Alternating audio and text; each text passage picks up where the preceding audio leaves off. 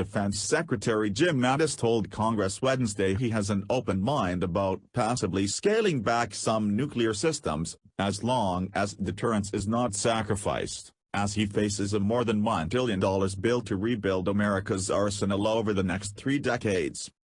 "We're looking at each leg of the triad and we're looking at each weapon inside each leg," Mattis testified before a Senate subcommittee reviewing the Pentagon budget request for fiscal 2018.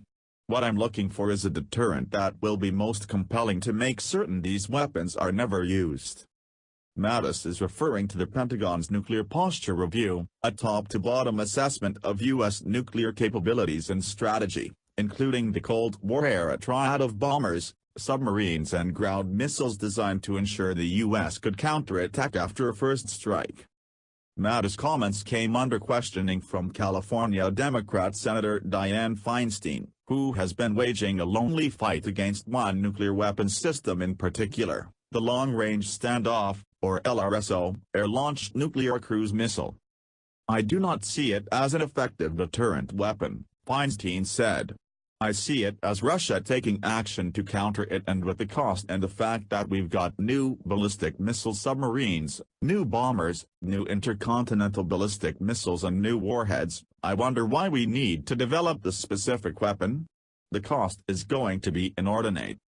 Mattis replied that his initial take is that the bomber leg of the triad will need the standoff capability of an air-launched cruise missile to get past increasingly sophisticated enemy air defenses, but said he's still studying the system.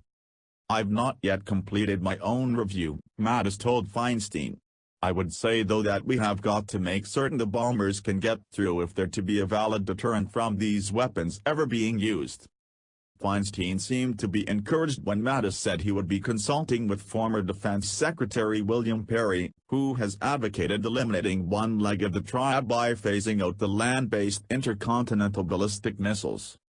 Perry is also strongly opposed to developing new nuclear cruise missiles, which he says are uniquely destabilizing weapons, because an adversary cannot tell a conventional missile from a nuclear-armed version, risking miscalculation in a crisis. "I register loud and clear the potential destabilizing view that some people see this weapon bringing, and I'm taking that on board," Mattis said. "But I've got to do more study." Feinstein said she has had extensive discussions with people in the military and has concerns that the LSRO may in fact represent a new generation of nuclear missiles, not just an upgrade of older air-launched missiles. "It's got features which concern me greatly," she said. "I'm not sure for the cost that we'll end up with a practical deterrent."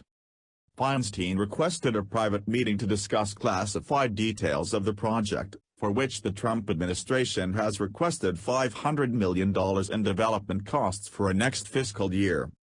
Mattis said he'd be happy to meet with the senator, who sits on both the Appropriations and Armed Services Committees.